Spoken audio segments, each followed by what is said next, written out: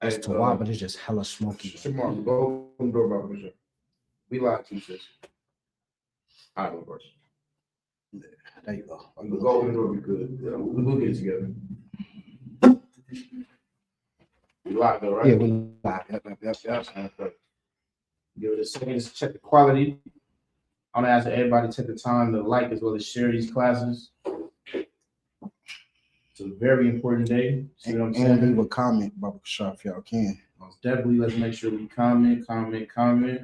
Share. You see what I'm saying? Y'all let me know how we look. All right.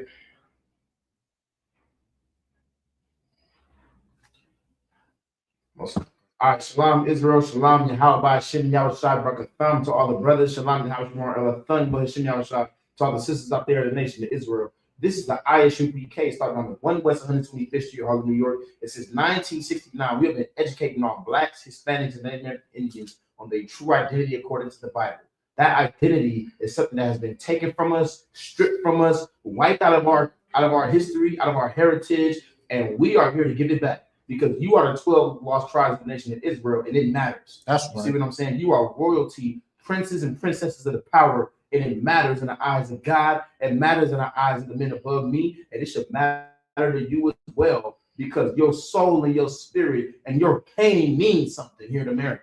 You see what I'm saying? Your pain is so important to God that He is going to send the entire world to war so that they can experience a fraction of the pain and the suffering and the turmoil that you have felt. You see what I'm saying? Black people and Hispanic people in America for centuries now, we know what it feels like to have to watch our step, to have to look over our shoulder and wonder and stress and have anxiety over whether or not danger or death is going to head our way, don't we? But guess what? Now everyone else is feeling that same thing too. Now everyone else is watching the sky, wondering when hellfire is going to rain down on their heads. You see what I'm saying? And it's all in the name of making sure that Blacks, Hispanics, and Native American Indians are avenged for all of the crimes that have been committed against my brothers, for all the crimes that have been committed against my sisters, and all the crimes that have been committed against my forefathers here in America. You see what I'm saying? Today is very important. Why? What's today? The closing of the Feast of Purim. Today is the closing of the Feast of Purim. What is Purim? Tucks. What is Purim the acknowledgement of?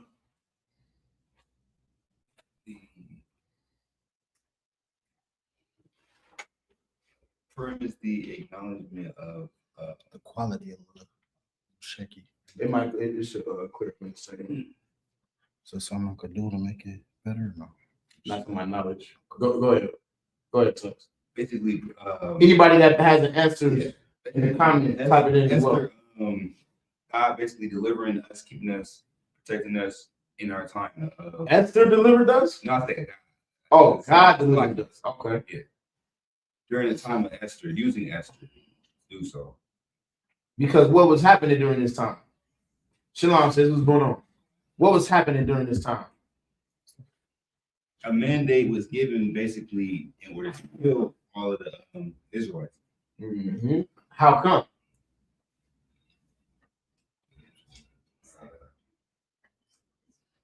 Who remembers? A mandate. Hey, if y'all coming in, we got to flood in. All right, we live. What's going on, sis? Good to see you. You feeling all right? You in here, sis. Give a mind about the hand. Come on. Y'all might not know this, but Sister Amanda about the ISUK Las Vegas, she takes excellent care of us out here, don't she? Am I lying? Right. She takes excellent type of word, no. This is the sister right here that takes care of her brothers, man. You see what I'm saying? I don't know where the hell I be. You know what I'm saying? Most time Christ. Damn right. But I asked the question, why were the Israelites going to be exterminated, right? Why was that law passed during this time? What happened? Who remembers? Okay, I'm sorry. So could you say that again? During the time, this is around 468, 65 BC, right?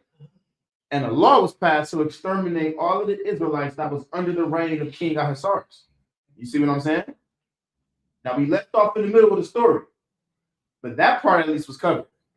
Why was that order passed? Why was that legislation to exterminate all the Jews? There was a bounty put on the heads of all of the Israelites that was under the reign of King Ahasuerus, right? Who was King Ahasuerus? Historically.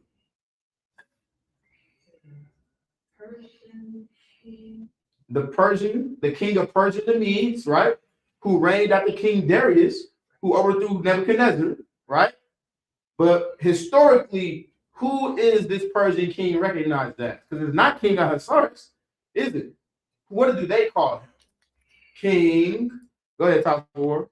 Xerxes. King Xerxes. Have you seen the movie 300? You knew that, sis. I know you knew. You know what I'm saying? So during this time, Vashti was cast out of his kingdom for not listening to him, right? They had to make an example out of her, which is how this sister Esther, who was the niece of, go ahead, sis. Mordecai. Of Mordecai. You see what I'm saying? Now she took the place of Vashti the queen. You see what I'm saying? And she ended up becoming the new wife, the new queen of the Persians, the Medes, that ruled over 170 provinces, right? Oh God. Now, what happened during that time that led to Haman, the enemy of the Jews, wanted to exterminate all the Israelites? Go ahead, sis. Because Mordecai would not bow down to that.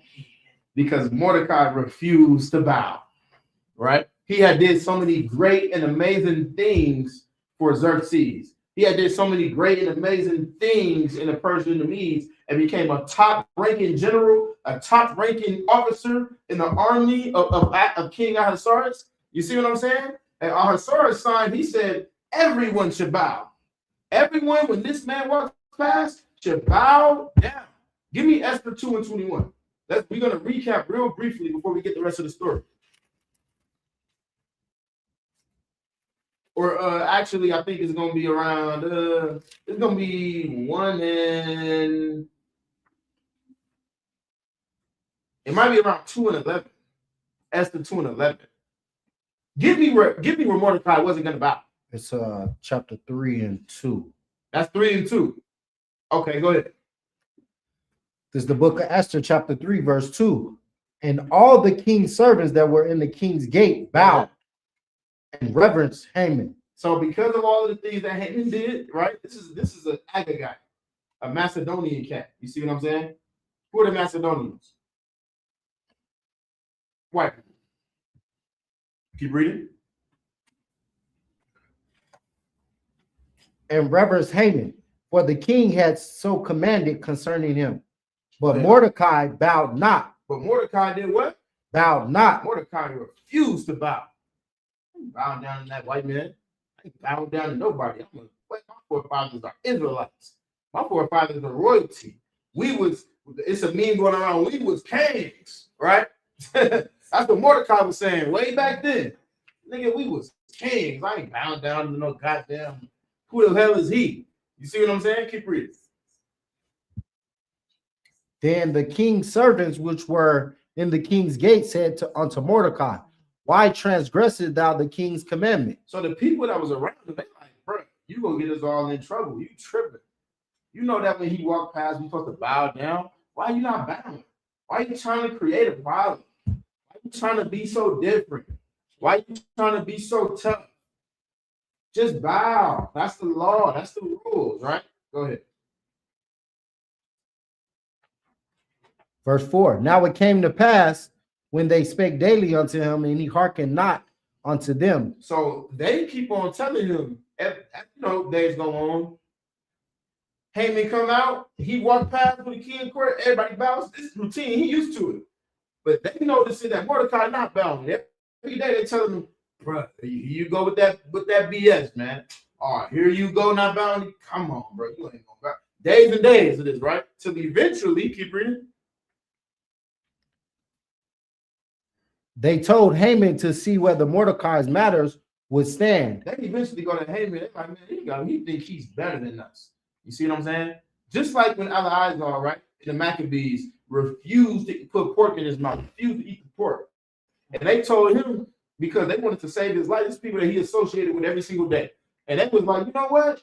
Just pretend that you ate the pork. Just act like you ate the pork. And what did he say? He said, it's not becoming of our age to disassemble. Right? What does disassemble mean in my Bible? I know you know. Like, not be truthful about something. To lie. Exactly. To lie. They were too old to be lying. And after he did that, they wanted to kill him and they wanted to expose him for not eating the pork. It's a constant pattern. When you show that you're better than the people around you, what eventually happens? Now they hate you. When you show that you're stronger, you have more dignity than the people around you. When you show that I'm a man and I'm not going to bow. I'm a man and I'm not going to go vote to put some white man over me, hoping that he'll make my life better. What happens? People hate you after that. They despise you after that. This nigga don't want to go vote.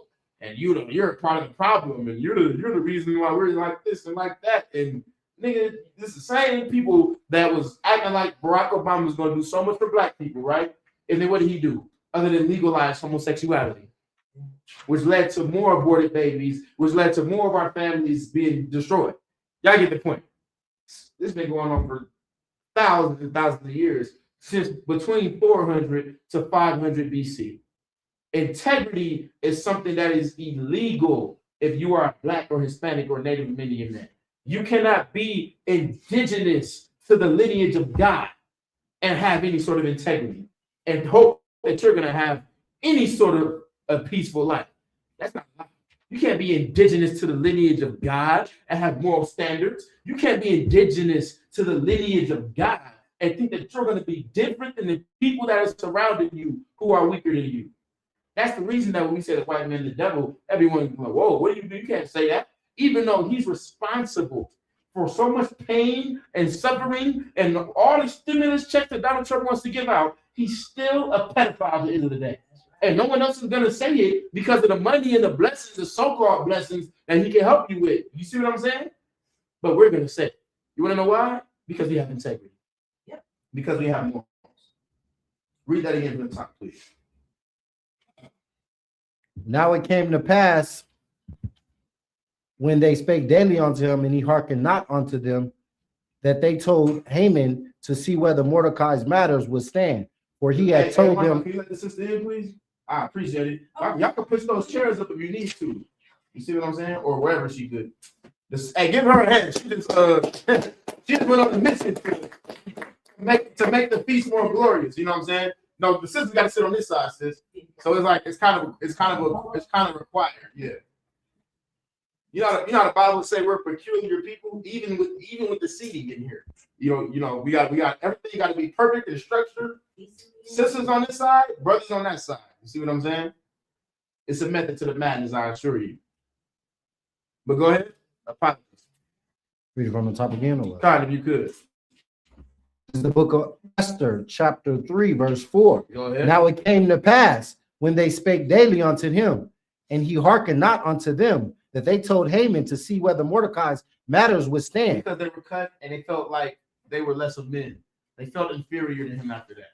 So now I'm snitching. I'm gonna go tell on you. I'm going to master to say that you're not Haman. He don't be bowing when you walk past. I'm just saying. I don't know. You know what I'm saying? But I don't know what you're gonna do about it. But that nigga over there, when you walk past, I know the king said everybody should bow. He don't bow. I'm just saying, Ricard. If it was me personally, I would. Yeah. You know what I'm saying? They gonna bow when I walk past. I'm just saying that's what they doing. Haman's like, what? Keep reading. For he had told them that he was a Jew. He told them who he was. He told them of his lineage. So now they telling Haman, so this nigga, remember when Nebuchadnezzar, just for a little recap, a little context, right? Nebuchadnezzar was the ruler of Babylon, right? The wicked bastard responsible for taking over our kingdom, right? He took King Zedekiah, right? Mm-hmm. And what did he do to him?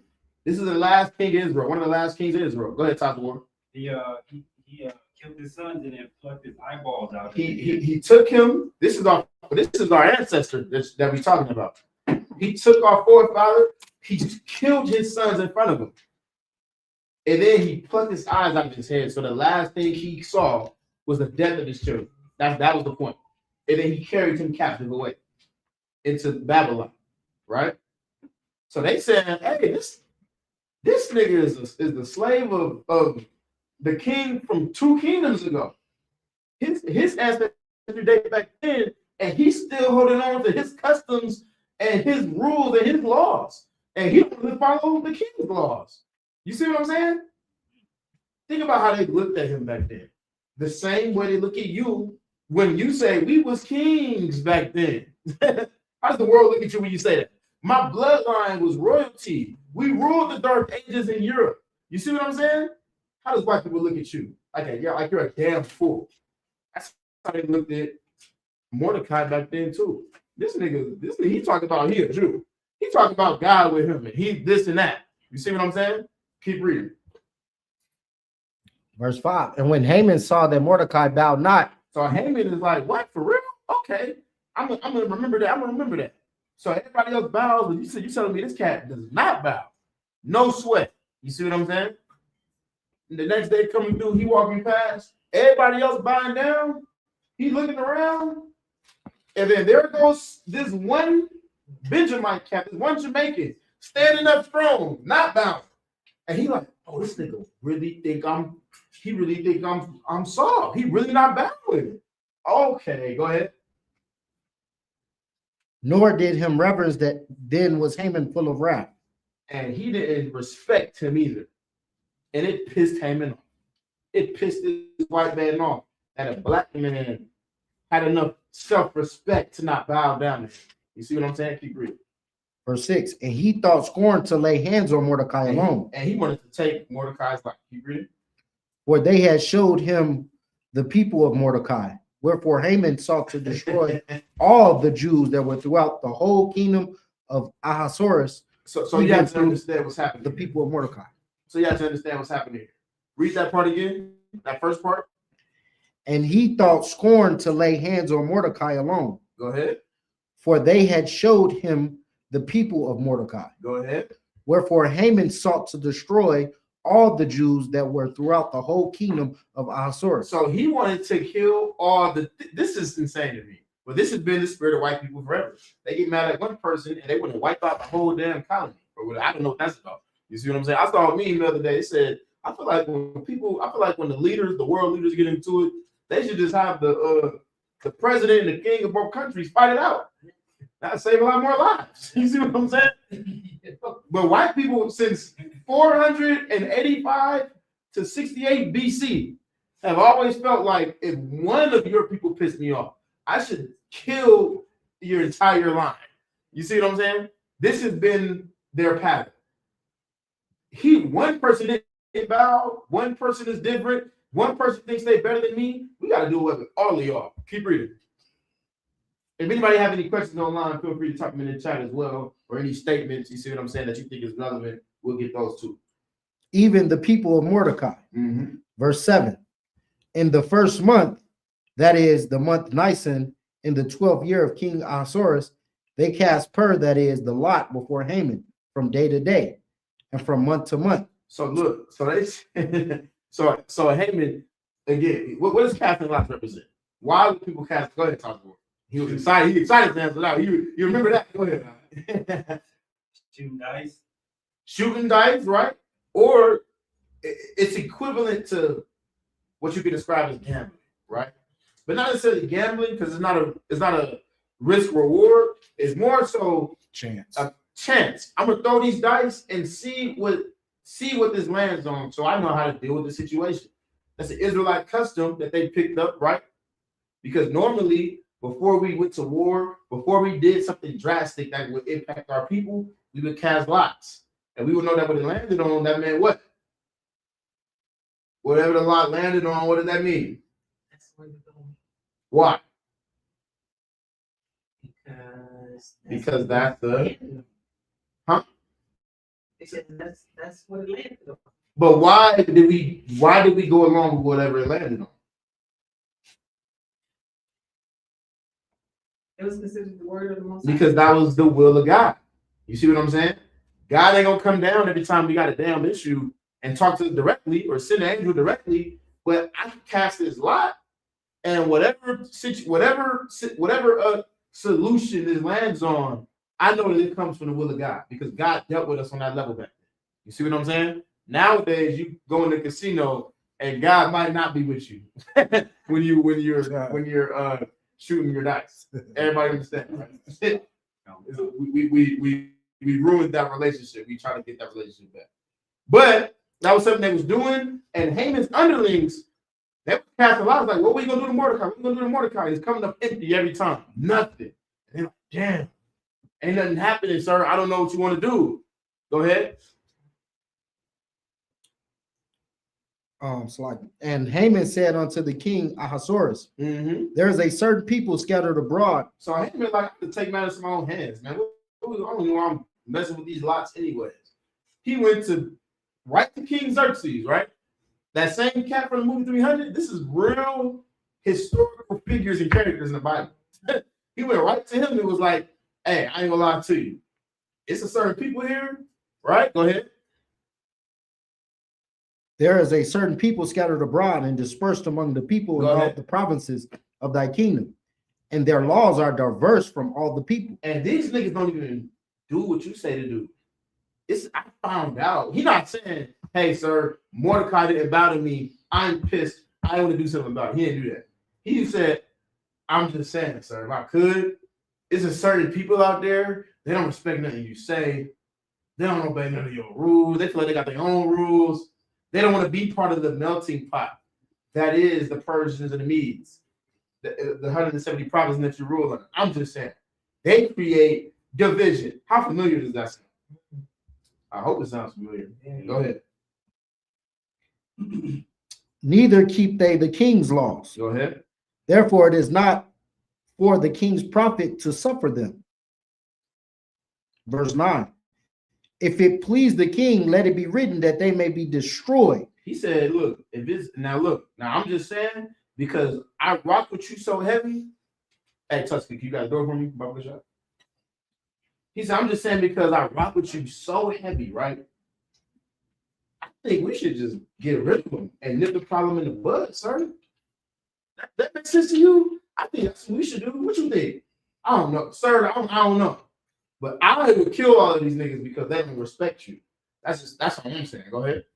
And I will pay 10,000 talents of silver to the hands of those that have the charge of the business to bring it into the king's treasury. And you've worked too hard.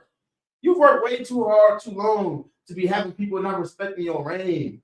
Vashti didn't respect your reign. Like, when does this stop? We should pay people to kill these niggas. We should get rid of them so fast it was not even a blip on your radar. And just put a bounty on their head. They've been putting bounties on the heads of blacks and Hispanics since 400 BC.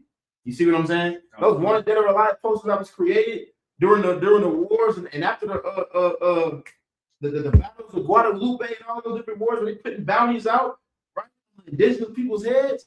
This has been the culture of them forever. Wanted dead or alive. And if you kill them, I'm gonna pay you 10,000 shekels of silver. That's a lot of money back then. Did it say 10,000 shekels of silver? How much did it say? What did it say? Shekels? Is that talents? Talent. I think talents is lower than 10,000 right? talents of Who silver. knows? Somebody can look it up and tell me how much that was in 400 BC. But y'all get the point. Keep reading. Verse 10. And the king took his ring from his hand and gave it unto Haman. And the king sitting there listening, right? Now Xerxes was known for that. He had a long beard like this long. He's sitting there listening. He's like, damn, for real? Yeah, they don't respect that. Not saying that's crazy. He's like, okay, 10,000 something, just kill him all. Well, what F it did? He take the ring off his finger and he dropped it in his hand. You see what I'm saying? Why? What did that represent? Go ahead, Mama. The authority of the king was given over to Haman. Yes, but it was more than that. The ring didn't represent the authority. The ring represented something else. Go ahead, Tommy Warren. He dropped a deposit in his pocket. Nah, that was the payment. He said, you're going to pay 10,000 talents of silver to everybody that kills one of these niggas that don't respect me? Well, here's the payment. Go get the talents of silver with this. Yeah, I don't think I understand how much this king ruled over. Like he ruled over more territory than what America rules over right now. You see what I'm saying? This was basically the king of the planet at this particular time. You see what I'm saying? So imagine the level, imagine the diamond, the jewel ring that was sitting on his finger. It was more than enough to cover whatever he was asking for. So he just took the ring off his finger. He probably took his least favorite ring off his finger. He's like, yeah, 10,000 times. He looking at his little, here, nigga, go do it. I don't know, get out my face. He ain't thinking of nothing, right? Right. This is Haman's plot. Keep reading. Haman, the son of Hamadatha, the Agagite, The what? the Jews' enemy. He's the what? The Agagite, Who's the Agagites? the Jews' enemy. Who are the Agagites?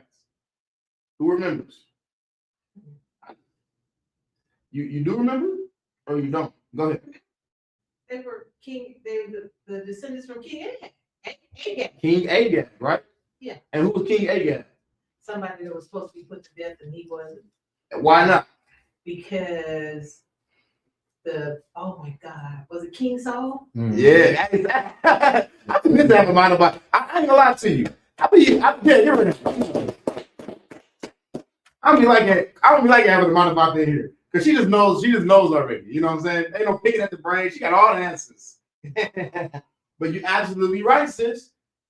King Agag, or a guy, however the hell you pronounce, he's a heathen. To hell, he was a devil. You see what I'm saying? The Lord commanded, it's like Amalekite king. the Amalekite, yeah. The Lord commanded that King Saul kill Agag and his entire lineage, and King Saul refused. Now, Agag eventually was killed. I believe was he beheaded? I don't remember the instrument of his death, but he eventually was killed. But it didn't matter because now he still has a lineage. And Haman, who's described as the enemy of the Jews, still was alive still was there to oppress us. You see what I'm saying? Because he wasn't killed back then when the Lord commanded it. Look at the domino effect. I said this last night, but this is the domino effect of not obeying the law of God, not obeying the instruction that you get. You see what I'm saying? And this goes for in life. Some of us don't like listening to good instruction that might come from your brother or from your sister. Why? Because you're too stubborn and you think you know better. And then look at all the other type of bullshit, excuse my language, that might come afterwards because you wanted to listen to yourself when you don't know a goddamn thing. That's right. Keep reading. Verse 11. And the king said unto Haman, the silver is given to thee, the people also, to do with them as it seemeth good to thee. He said, look, I don't know what you're talking about, but I trust you. You ain't steered me wrong yet. There's the money, and whatever you think we should do, go ahead and do it. I don't know. Now drop down to verse 4. Baba Gashar. Chapter 4. Yeah, it's like chapter 4. Go ahead, Tux. I find it interesting. It was like, bro was willing to do it out of his own pocket. Amen. He was gonna pay for it out of his own pocket. The moment he heard that they was Jews, who people they was, I was paying. And instead of paying, he paid. The thing is, like he said, I don't know what you're talking about, but here, this ring that's worth what you was talking about. And go ahead and do it, bro. That goes to show the position that he was in with the king. That he was able to go ask for it, and the king was like, "Here, take the ring off my finger and go do it." I can see you upset. Now the king thinking he's so mad because these people disrespect the king. Imagine that. Imagine you got a homie that right with you so tough. Here's somebody disrespect your name, and he's like fuming and sweating and pissed over it. That's how the king. That's how Xerxes thinking about it. He's like, "Damn, you this worked up over them disrespecting me? Man, take this ring and go handle that thing. Like, who am I?" You see what I'm saying? Go ahead. You see what I'm saying? Go ahead, Bakar. We got questions online or no? No. Go ahead. Verse 12. Then were the kings, you said drop down to chapter 4, right? Yeah, Esther 4:1, if you could. All right. It's the book of Esther, chapter 4, verse 1. When Mordecai perceived all that was done, Mordecai rent his clothes and put on sackcloth with ashes, and went into the midst of the city and cried aloud a bitter cry. Now, if I could real quick, I'm going to recap something that we didn't go over real quick. What happened prior to Mordecai not bowing to Haman. You're gonna need that for later on in the story. Something important happened prior to Mordecai not bowing to Haman. It was a particular event. It was real brief in the story of Esther. Go ahead. Carl. You're talking about basically when Mordecai got the word of a plot to kill the king. Exactly. Mordecai got word that somebody was going to kill the king. Right. Those are two of the king's most trusted guards, basically, advisors. Mm-hmm. And Mordecai reported it to Esther, like, hey, they gonna kill your husband. They plotting to kill Ahasuerus. I don't know what's going on, but y'all better look into it. They ended up investigating it, found it out to be true, and they killed him. And they said, damn, who was that again? Mordecai? Hey, write that down in our records real quick. Like, you know what I'm saying? That's crazy that happened. Moving on, right? Yeah. So now we hear Mordecai wasn't bowing down. Haman put out the bounty on their heads, and now Mordecai gets word, right? So, like, this is a brief recap. Go ahead and start from the top again. God. The book of Esther, chapter 4, verse 1. Mm-hmm. When Mordecai perceived all that was done, Mordecai rent his clothes. Now, Mordecai realizes, oh, imagine, you got to understand the way this happened, right? Everybody get their newspaper at the same time. Even back then, news spreads like wildfire. So he's sitting up, chilling, talking, fronting and doing what he's doing, just like every other day. And all of a sudden, you hear, by order of General Haman, everybody that is a Jew by blood is to be put to death. And we're going to pay you 10,000 talents of silver if you can kill these niggas. Like, that's what happened. Mordecai, like, what? Go ahead. I was gonna say, if you in the right spirit, it's almost like how we feel about ICE right now. When Trump put out that damn mandate to, you know what I'm saying, putting bounties out if you know any information, for illegals, and you know what I mean, giving out the incentive for the ICE agents, the extra sign-on bonus and all that. That's how we feel. Same exact thing. When they put that out, we like, damn, you know what I'm saying? Like, why y'all on that with our brothers like that? Why y'all trying to, you know what I'm saying, put out money and people telling on them and, you know, ready to try to kill them? And imagine how Hispanics without their green card felt. Imagine how Hispanics that actually did cross the border just so they can give their child, who's only 9 months old, a better life. Right. Now it's a bounty on you. They're going to catch you. They're not going to respect your rights. They'll kill you or break your neck if they have to. They'll beat you in front of your wife if they have to put you in the car and deport you. Imagine how they felt getting that news. This is all we talk about 2026. We talking about right now. You see what I'm saying? Yeah. This has been going on since this time 465 BC. Everybody understand the point? Go ahead, sis. I was looking at an article, and the white guy decided to go and tell the people that it was 9 illegals working over at this car wash. They said all the people over the car wash actually had papers and stuff. So he told ICE finally come up and just drag them off the car wash. They had to go through all of this stuff, but they were trying to tell them we got documentation. We supposed to be working here and everything. Right. And the man had a hell of a time trying to get his workers back because one white boy decided, and he was from Britain. And you know what the point is of them saying those without documentation? It's a smokescreen. Yeah. It's a gift destroyed the heart. It's like, well, we don't have a problem with all Latinos. It's not about racism.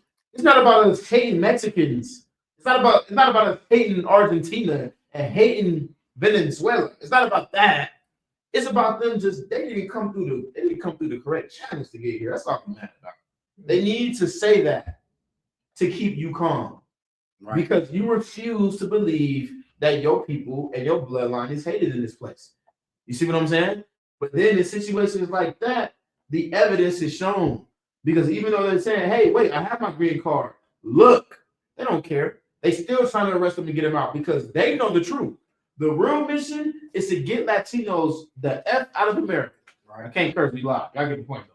You see what I'm saying? It's like, go ahead. No, I was just going to say, it's such a mirror to this story because of the same thing with Haman lying about the Jews, how saying like, oh, they don't respect your laws.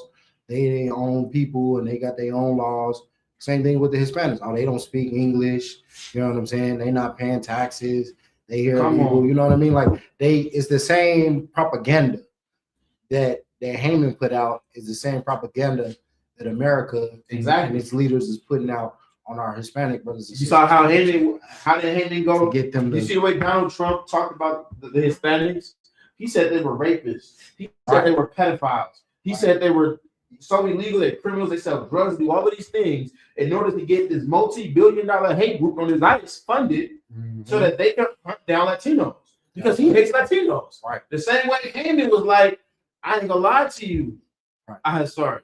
These people don't follow your laws and they cause division and they don't want to do this and they don't want to do that in order to get the legislation passed to hunt down the Jews. It's been the same story throughout our ancestry. Nothing has changed. You see what I'm saying? And I just want to say for the record, right? All of the rumors that have been going around that I said Trump tried to pass around because real niggas know better about Hispanics being pedophiles.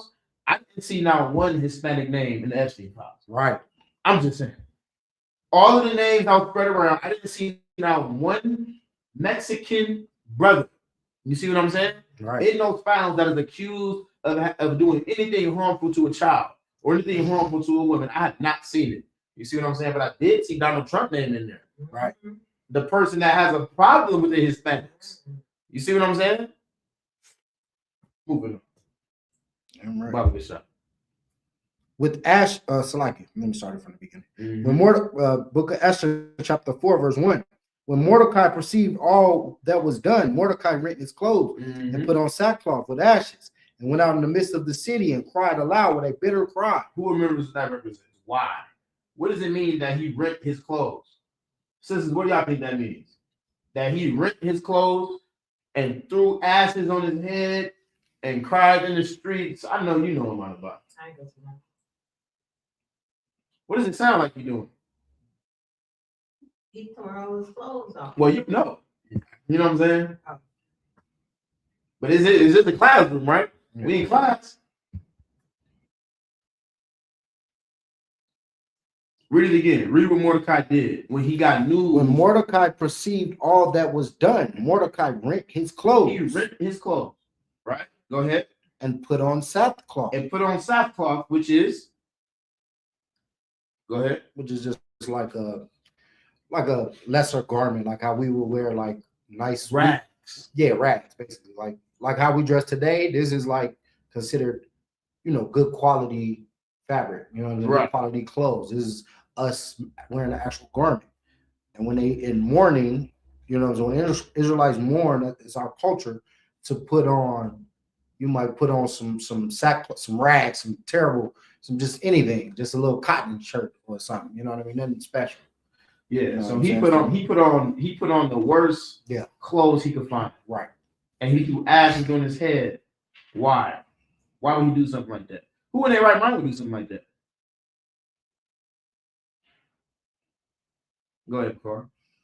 To plead with the Lord, to show that he's in mourning, like to get the Most High's attention. You know what I'm saying? To get to show that I'm serious this time. Yeah. You see what I'm saying? How many times do we pray to God when we need something? How many times do we pray to God when we hurt? Right? You know they say, yo, we only ask for God when you want something, right? We only ask for God when you got a problem. Well, Israelites understood that way back then. And how serious do niggas take their Jordans? How serious do niggas take their Balenciagas? Or they come on, Bakar, give me some more. Give me something. They grill Louis Vuitton. They grill. Oh my goodness! Do you imagine that? Now I know I said grills because I'm calling it Bakar. Imagine Bakar took his grills out, threw them on the ground, and stomped on them in the dirt. Right. I'm gonna be like, oh, he's serious. Right. I'm like, something's wrong. Like, brother, are you okay? What's going on here? Something ain't right. That was the point. Because black people take their clothes and their garments very, very serious. Right. You see what I'm saying? So it was a gesture to God to say that I'm not just calling on you because I just got some random old problem. I'm really hurt. Right. I'm really messed up. And because this is my favorite garment and I ripped it in half. You see what I'm saying? Does that make sense to everybody? Right. The brother said Gucci belts and Gucci belts. Imagine if a cat got a brand new Gucci belt and something bad happens and he like shreds it. My heart's breaking his finger. I'm like, oh my God, that sounds terrible. right. I didn't feel your pain before, but after what you did, clearly you're hurt. You see what I'm saying? Go ahead, sis. And the other thing about the sackcloth was that it was such a rough textured material Yeah. that every which way you turn, it was cutting in your skin. Yeah, it was something extremely uncomfortable. It was something extremely, it was something that made you more miserable. Yeah. And who chooses misery other than somebody that's truly in pain? You see what I'm saying? And who is going to look down and see that pain? The Most High. And we're going to drop down in a second, right? To catch up to where we left off yesterday, to see that the Lord did recognize that pain. You see what I'm saying? He did see it. But let's keep reading for now. Verse 2. And came even before the king's gate, for none might enter into the king's gate clothed with sackcloth. This nigga was, hey, Mordecai was like different. You see what I'm saying? You ain't supposed to walk in the king's gate wearing anything and wearing rags and wearing whatever. Yeah. He walked up in front of the king's gate like, I'm disrespecting all of y'all rules and morals. I'm gonna kill my people? You gonna kill me? I stand right here. You see what I'm saying? Doing everything I ain't supposed to be doing. Right? Keep reading. Let me get Taz of War. Pick up where you at. Where you at, Ricard? Esther chapter 4, verse 3. Pick that up for me if you could. Oh God, this is the book of Esther, chapter 4, and verse 3. Mm-hmm. And in every province, whithersoever the king's commandment and his decree came, there was a great mourning among the Jews. Everybody that got word, right? Everybody that got that heard that their people are about to die, just because of the color of your skin, just because of who your daddy was, just because of the bloodline you come from, just because of where you come from, just because you grew up in the hood. Now the government has now decided to exterminate you. Imagine how that would sound. We sit here right now and breaking news. All blacks and Hispanics are going to y'all niggas think I'm too young. Y'all don't know about that. So you know what I was going. You know what that was, right? The shark that report the news. Moving on. Keep reading. I don't get it. Somebody online know the hell that was just was. Somebody online got the joke. Keep reading. Great mourning among the Jews and fasting and weeping and wailing, Mm-hmm. and many laying sackcloth and ashes. So this is what we're gonna do. We're gonna drop down, but to catch up, right? Oh, so you have something? You raise your hand? Oh, so to catch up, right? They basically got word that they was about to be exterminated because Mordecai didn't drop down, right? Mordecai did what? Who remembers? Who remembers what Mordecai did? He sent a message to Esther. Mm-hmm. Paraphrase what the message said, if you could. I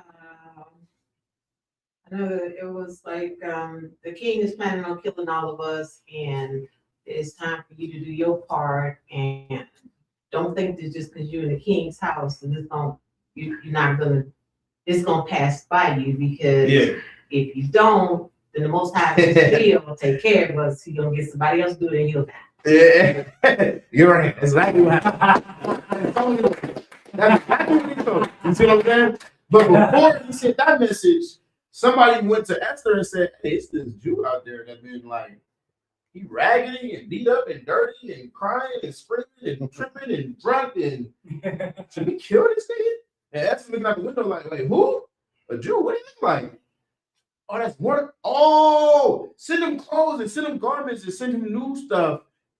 This is my uncle right here. This is my father. Because, Mordecai took Esther in as his own daughter. This is he's like a father to Esther. She tries to send him help and refuge. He sent it back. So she like, Dad, why you don't want to accept the help?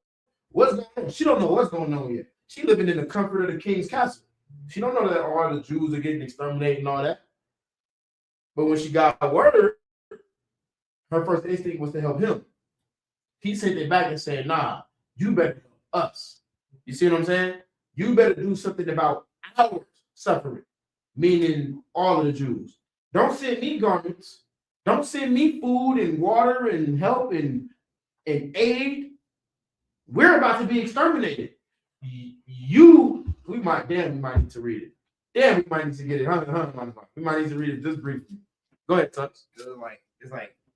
I don't want to talk to you. You want to, her sending that, it's kind of a question, but like, from what I'm reading, is like, she wanted to talk to him.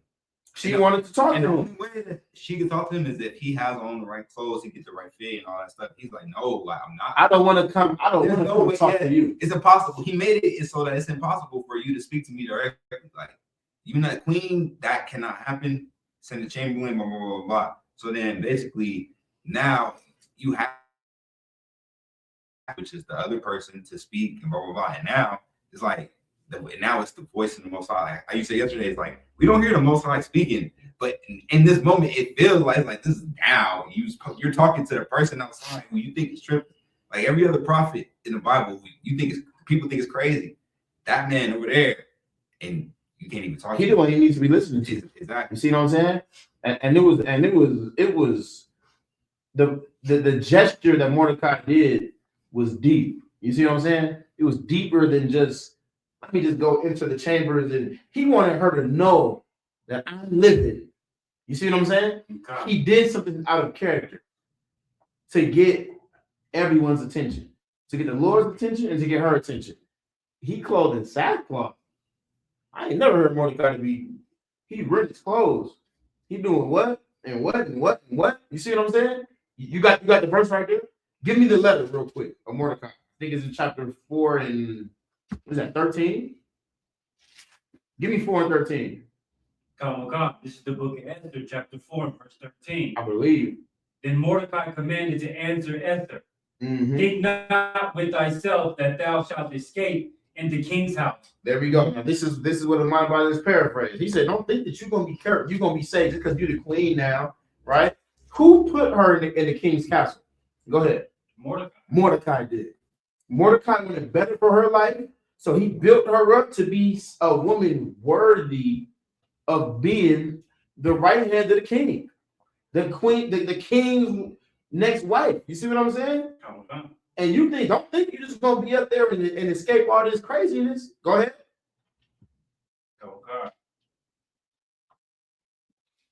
That thou shalt escape in the king's house more than all the Jews. 14. For if thou altogether holdest thy peace at this time, then shall their enlargement and deliverance arise to the Jews from another place. We're gonna be all right, because my forefathers taught me that the Lord has not forsaken his people. You see what I'm saying? Our ancestors always talked about that we royalty and we allies with God, and our reign is gonna be forever. We're gonna be all right.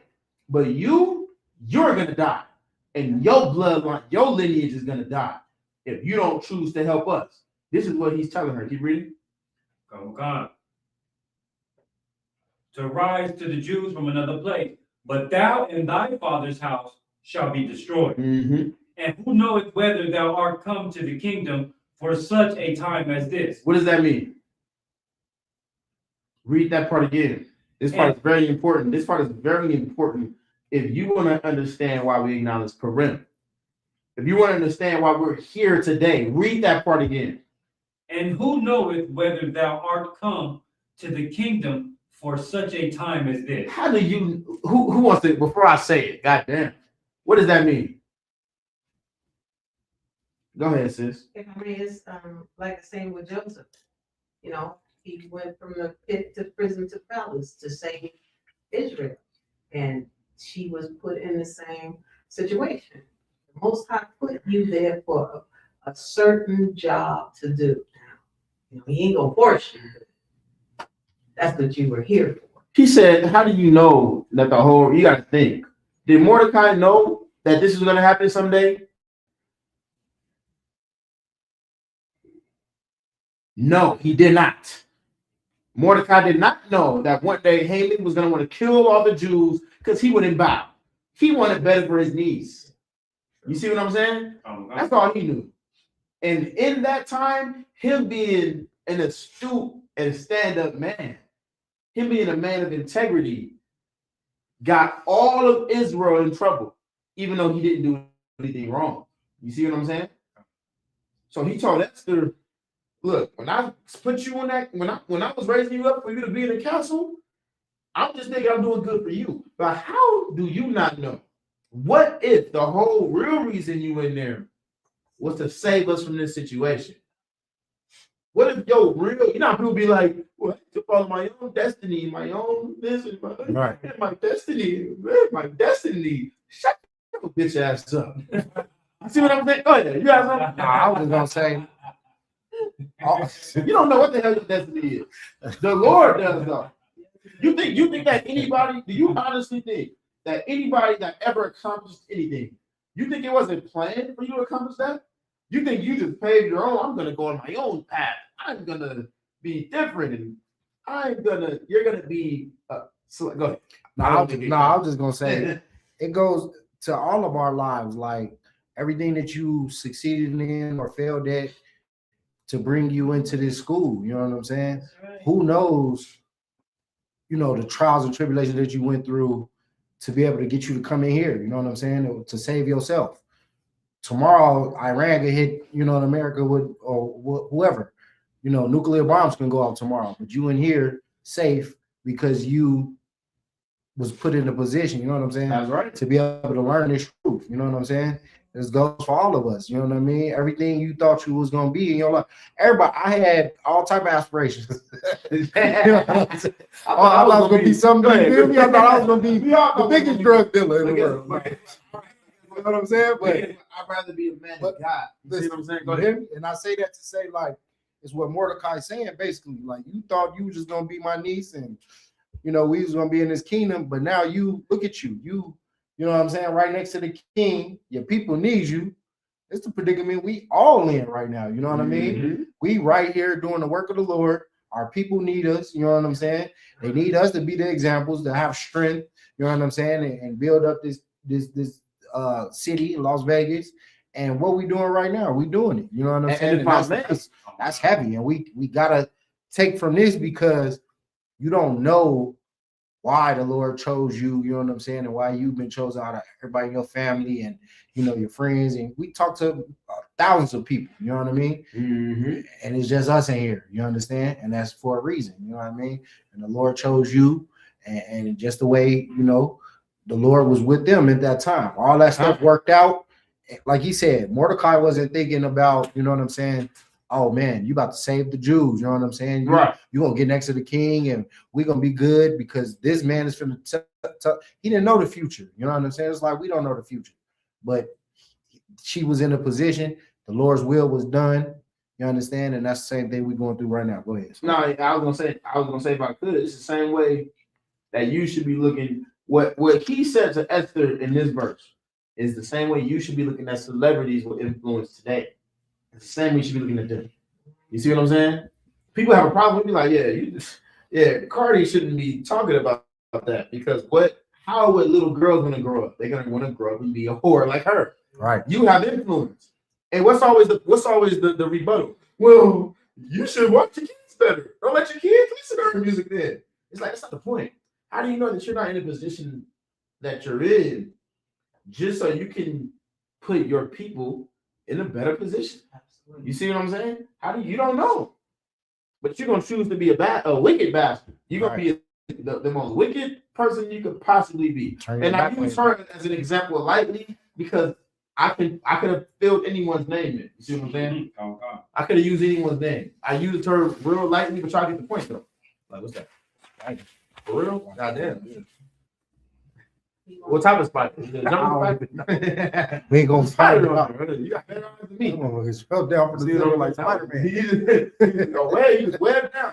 You see what I'm saying? He was sent by the angels. With that spider's destiny was. I'm joking. No. I got but the point is though, at the end of the day, He ain't survived. that's the fact. And no success that you get, nothing that you go through in your life is so you can be selfish. That's right. She wasn't the queen of the planet to be selfish. She was the queen of the planet to help her people. Damn right. Because the Lord understood that we're hated for being who we are. and he would never allow anybody to be in a position to wipe us out. Even now, they put themselves in a position to wipe out the Latinos, and what happened? Now they finna fight the whole goddamn planet. Why? Because if I had not cut the time, somebody read my mind. Y'all niggas read the Bible. If I had not cut the time short, there'll be no flesh left to be saved. Paraphrasing the coach. See what I'm saying? Read that again, Robert Shaw. Oh God. This is the book of Esther, chapter 4, and verse 13. Then Mordecai commanded to answer Esther, think not with thyself that thou shalt escape in the king's house. Drop to 14. Come on, God. Esther 4 and 14. For if thou altogether holdest thy peace at this time, then shall their enlargement and deliverance arise to the Jews from another place. Mm-hmm. But thou and thy father's house shall be destroyed. And who knoweth whether thou art come to the kingdom for such a time as this? You don't know if he was here specifically to say it was some turmoil. Keep reading. 15. Drop to 16. Come. 16. Go, gather together all the Jews that are present in Shushan. Now we go. I'm gonna recap and basically explain what she said for time's sake. But her response was, "You know what? I think you're right. This is what I'm gonna do. Go get all the Jews together that's here and tell them to fast for me and pray for me and mourn for me. And I'm gonna do the same thing. We're gonna suffer together because I'm about to do something that can possibly get me killed." You see what I'm saying? Esther proceeds to say, "You know what? I'm into the king's court." Drop to verse chapter 5 and verse 1. She said, "I'm gonna go into the king's court," which was extremely illegal at that time. No one can walk in the king's court without a summons or without permission. She said, "I'm gonna go into the king's court without permission to address this issue because they're about to kill y'all in the next 2 hours. Who knows when this legislation was gonna get put into effect? It was passed. Everyone hears that it's getting passed. Who knows how much time it was gonna be before it gets put into action? You see what I'm saying? So she don't got time to wait. She needs to get a conference with the king now. So she said, everyone go pray. Let's fast together. Let's suffer together. Let's pray together. I hope we can get the God of our forefathers' attention together. You see what I'm saying? And if I died, say it, I heard you. And I die. Because that was an offense punishable by death to enter the king's court without permission. You see what I'm saying? Read verse 5. Okay. This is the book of Esther, chapter 5, verse 1. Now it came to pass on the third day that Esther put on her royal apparel.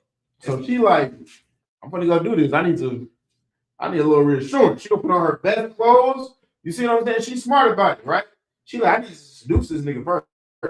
I need to look the dress he told me I look the best in. He gonna put that on. The perfume he told me I smell the best in. We gonna put that on, right? Go ahead. And stood in the inner court of the king's house. Go ahead. Over against the king's house. Now she goes stand in the court where you're not supposed to be, right? To summon him forth. Keep reading. And the king sat upon his royal throne. And he's sitting on his throne. He looking out, and he see her there. He like, go ahead. Over against the gate of the house. Mm-hmm. Verse 2. And it was so.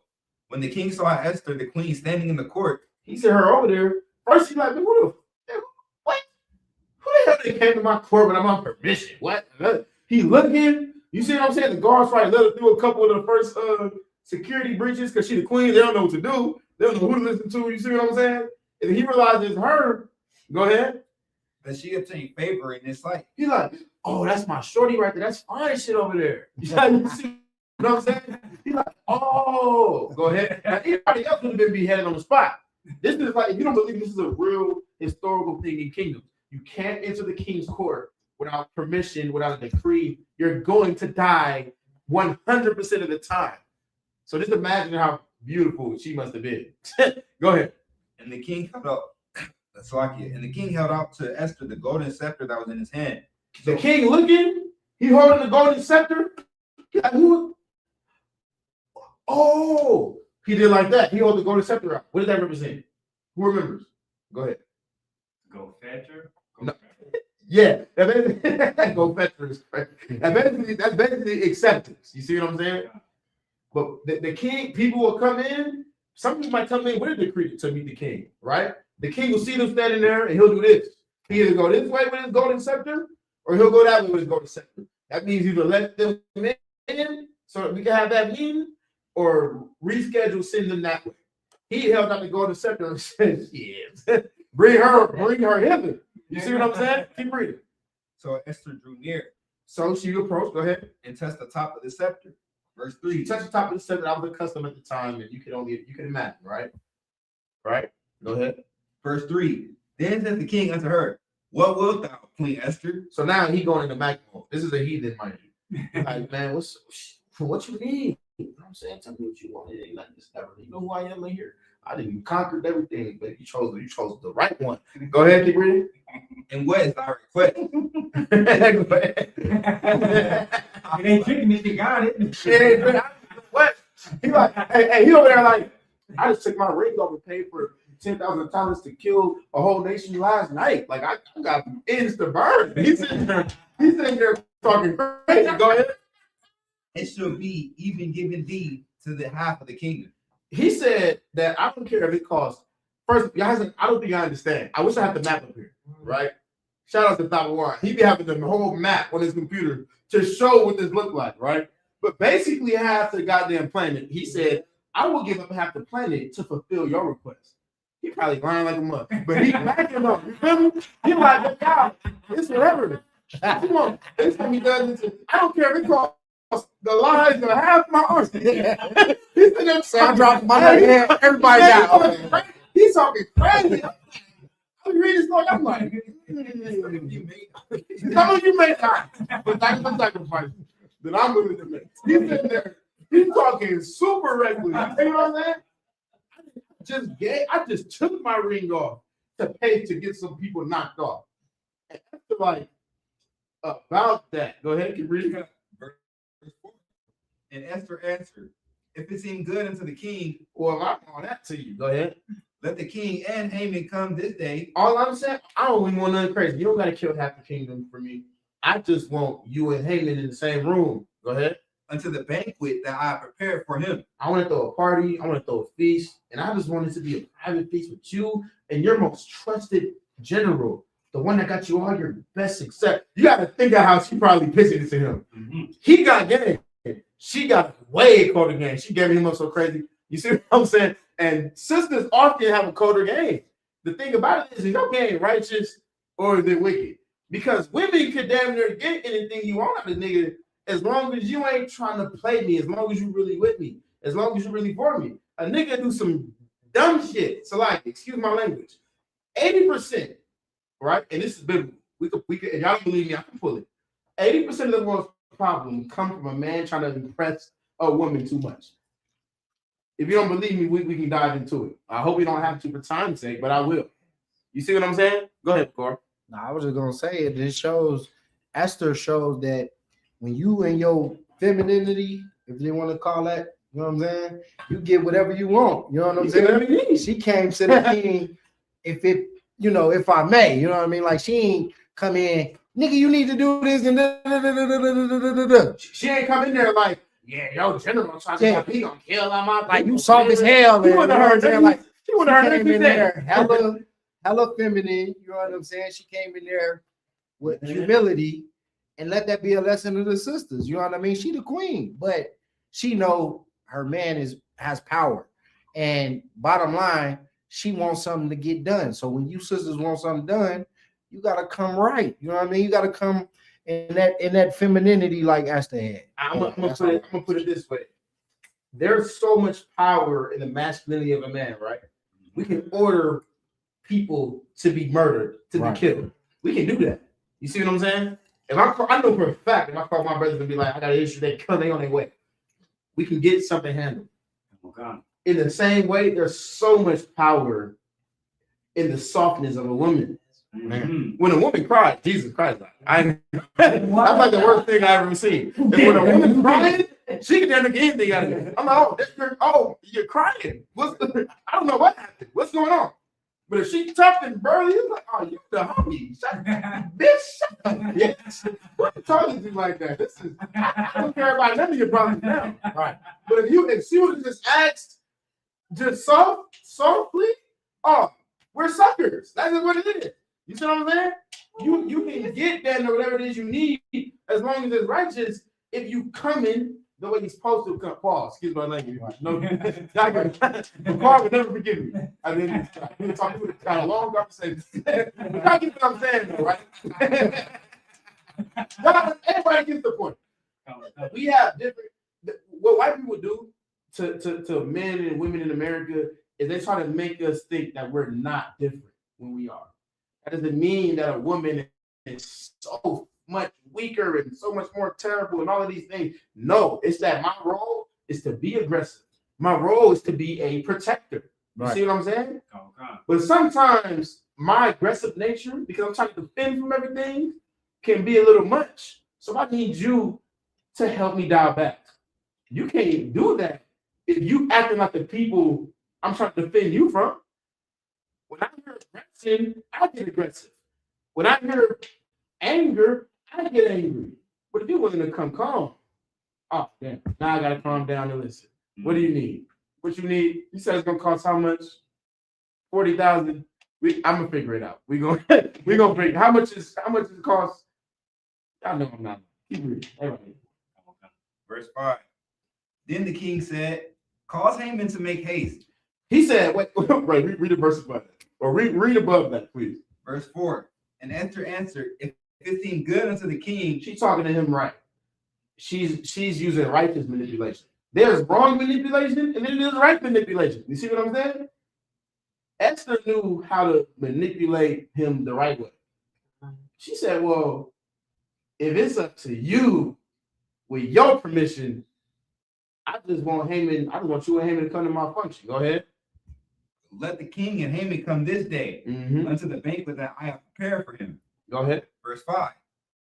Then the king said, cause Haman to make haste. And you got to think about this like the way it's going on now. She like, yeah, I just want to throw a function. I just want you and your best officer that you got you all your success to come. He like, hey, guards, hey, send a letter to Haman now. Like, make haste. Make it happen tonight. Make sure he knows tomorrow night we having this feast and this from get on it. ASAP. You see what I'm saying? Go ahead. You can imagine how aggressively you ordered these guards because Esther was there. He trying to impress her. You see what I'm saying? Go ahead. And he may do as Esther has said. So the king and Haman came to the banquet that Esther had prepared. Go ahead. Verse 6. And the king said unto Esther at the banquet of wine, what is thy petition? And it shall be granted thee. And what is thy request? Even to half of the kingdom it shall be performed. So he like, what's up? We just explained it. Keep reading. Verse 7. Then answered Esther and said, my petition and my request is this. Go ahead. Verse 8. If I have found favor in the sight of the king. If you really love me like you say you love me, she talking so right. If I really, we already heard this before. Y'all ain't it. Go ahead. Every nigga here knows exactly what this sounds. Keep reading. And if it please the king to grant my petition and to perform my request, go ahead. Let the king and Haman come to the banquet that I shall prepare for them. All I'm saying is come eat. Is that asking too much? I know you come at armies and you have all of these issues and you have all of these problems, but if you really love me, do you have time to just have a feast with me and your most trusted advisor? That's all I'm asking for. I ain't even asking for much. Like she probably talking crazy. Like, you know what I'm saying? He like, all right, tell him to hurry up and we're gonna figure this out. We're gonna get it going. Mind you, she looking good, smelling good. She dripped out in the best drip. She already knows what to do. Keep reading. And I will do tomorrow as the king has said. Go ahead. Verse 9. Then went Haman forth that day joyful. So Haman sitting there listening to all this. He like, damn, mind you, this is he like the second-hand man to the king. So he like, damn, I'm that nigga. I just got invited to a personal feast and function with the king and the queen and no one else. He walking through joyful. He's strutting like a peacock. He feeling good. He feeling like he him. Go ahead. And with a glad heart. And with a glad heart. He can't be. This is the best day of his life. This is like everything I've ever worked so hard for is paying off. Here's the proof. And who it ain't a nigga on the you know how these niggas be looking when they finally meet the president and they got a person. It's like that times a million. He feeling like he him. Go ahead. But when Haman saw Mordecai in the king's gate, But then look.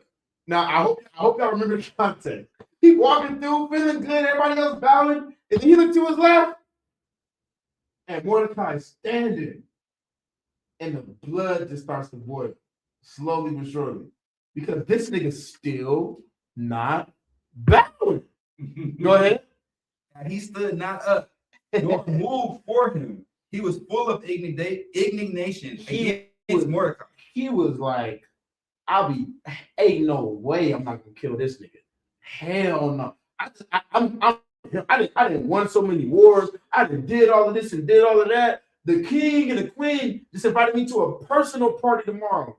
And who the hell is he to not bow when I walk past? Everyone else bows. This is thoughts that he's having in these 5 seconds that he stopped and noticed Mordecai right there. He's pissed. I'm mad too. You know, I wish the devil would. When I'm in the kingdom, if the devil don't bow, y'all get it. Keep reading. Let's get it. Verse 10. Nevertheless, Haman refrained himself. He's sitting there. He looked. He stopped. He had all those thoughts that he said out loud. He said, "The game even. I ain't even gonna worry about him. I'm gonna keep on going. Right? Mind you, this is a white man, right? I ain't even gonna trip off him right now. I'm gonna keep going. Go ahead." And when he came home, he sent and called it for his friends. He's talking about his best friends, all his homies over, right? Go ahead. And Zeresh, his wife. Go ahead. Verse 11. And Haman told them of the glory of his riches and the multitude of his children and all the things wherein the king had promoted him. Now, this right here is amazing to me. He said they functioning, they partying, they sipping, right? And you know how some people start sipping and you think y'all having a good time, and then they start venting. And it's like, oh, there's something going on in your life right now. this is what happened. They sitting there tripping, sipping, and having a good time and chilling. And then he's like, man, I ain't gonna lie to y'all, bro. I'm the right hand man to the king, bro. See, Bakar, you ain't even listening. You on your. I'm trying to tell you. I did accomplish all these different things. Y'all smiling. I'm serious. I just got invited to a personal party with the king and the queen, and no one else can be there. Like this, I really got motion for real. But you know what? I don't even care. Want to know why? Why? Read. And how he advanced him above the princes and servants of the king. That's all. There's everything I just described. I get the point. Go ahead. Verse 12. Haman said, moreover, yea, Esther the queen did let no man come in with the king unto the banquet that she had prepared but myself. And tomorrow, hey, nobody can be there but me. Like, I'm really exclusive. I'm really one of those. Like, I don't even understand the company y'all keep it right now. Just me hanging out with y'all for real. Like, I'm just saying. Keep reading. And tomorrow am I invited unto her also with the king. Go ahead. Verse 13. Yet all this availeth me nothing. But you know what? I don't give a damn about none of that. Don't none of that even mean nothing to me. You want to know why? Go ahead. So long as I see Mordecai the Jew sitting at the king's gate. Because Mordecai won't bow down when I walk past. Because whenever I walk past with all my accomplishments and all my success, this slave refuses to bow. That's the mentality of white people. That's the mentality of Donald Trump. Donald Trump has a lifelong line of success. The Macedonians is the lineage of Aegon, just so you know, the Agonites. Those are just white people, just so y'all know. You see what I'm saying? This is the lineage Trump hails from, as far as you can say. You see what I'm saying? And with all of his success and all of his years upon decades upon decades upon decades of riches, being a billionaire, it don't matter. You want to know why? Because he feel like Latinos just don't respect him. He ain't satisfied because he feel like niggas don't respect him. He needs to make his next life mission about proving he is who he say he is. And that's exactly how Haman felt way back in 465 BC. The same exact way. He can't stand the fact that as great as you would think that when you're that successful, something so petty wouldn't mean anything. Not when you were a wicked bastard like Haman and like Trump and like so many other wicked battles we could describe through history. But I get the point. Keep reading. Verse 14. Then says the wretched wife and all his friends unto him. So his wife listening to him talk. The homies listening to him. Everybody listen. Everybody will dance, nigga. If it's that deep, go ahead. Let a gallows be made of 50 cubits high. And like, you got the authority to do whatever you want to do. Nigga, go build some gallows. What is a gallows? Go ahead. Ain't that where they behead people? No.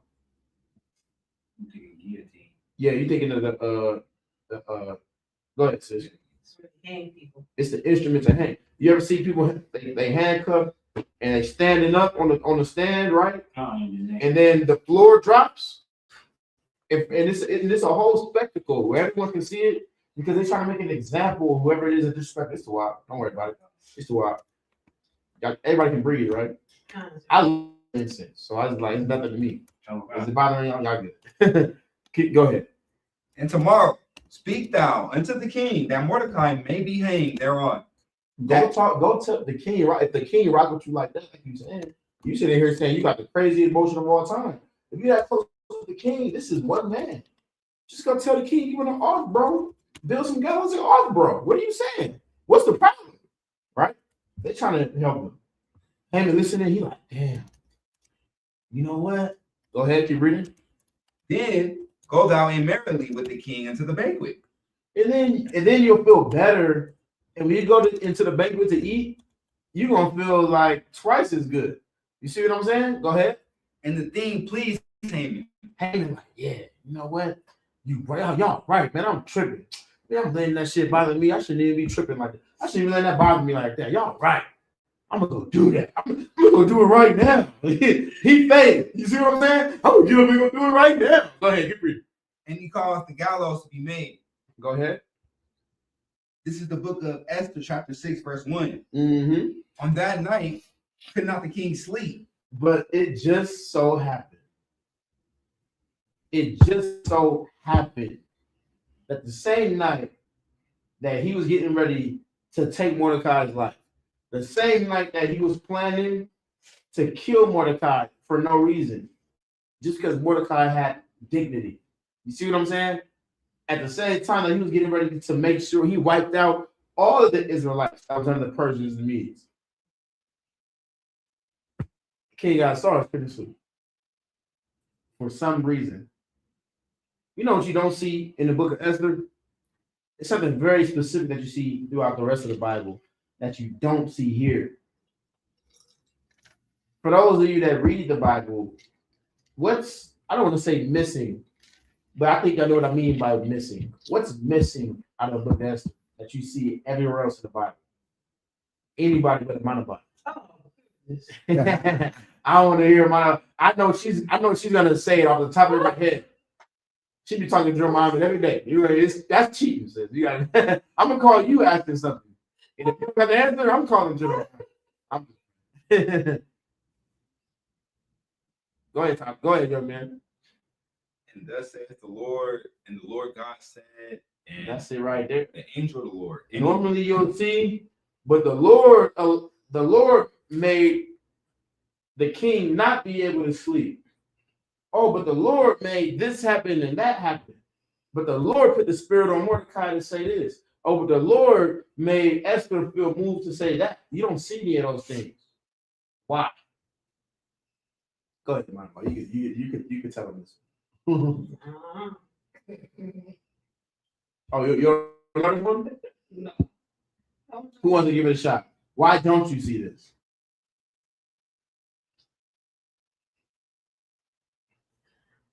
Go ahead. So it's implied, and because you know that Mordecai is calling out to the Most High. Yeah, he 100% is calling out to the Most High.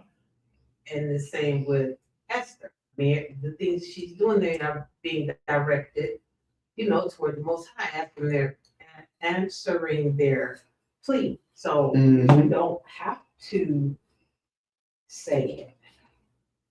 You don't have to say what? You don't have to put the Father's name. Put Lord God, do this. That's not the reason it's not there. The point is, okay, what happened prior to being under the Persians? You have to understand this to understand how important it is. How important it is to honor the Lord regardless of the situation you're in. What situation was Mordecai in?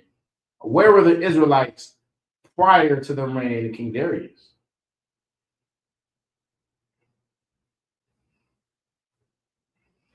Darius overthrew. We remember the book of Daniel, right? Nebuchadnezzar had a vision. This is all the Bible, like just flows so well together, goes so hand in hand. Here a little, there a little, but the stories make so much sense when you have the context, right?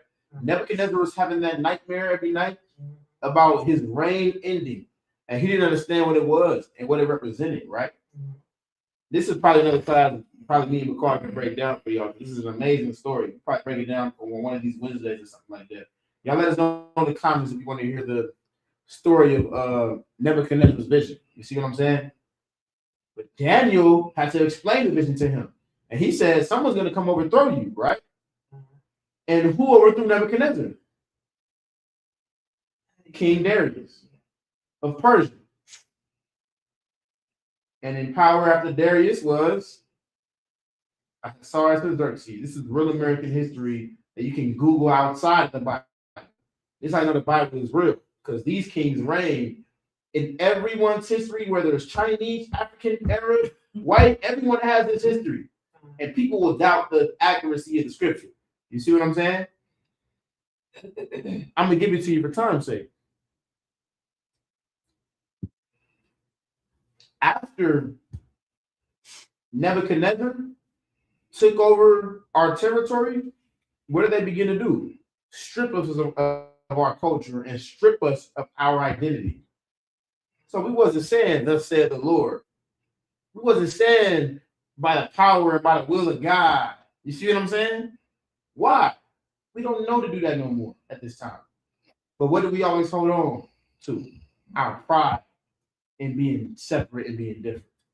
Our pride in being, I know I'm more special than y'all. My father told me that we was kings. They hate what we say as black people. You see what I'm saying? Especially here in 2026. But that's what Mordecai told Esther. How do you know that you wasn't put here specifically for this? How do you know that maybe this ain't the reason you here? You see what I'm saying? It wasn't worshiping the witchcraft that people worship nowadays. He was saying the Lord is going to put us through. You see what I'm saying? Keep reading.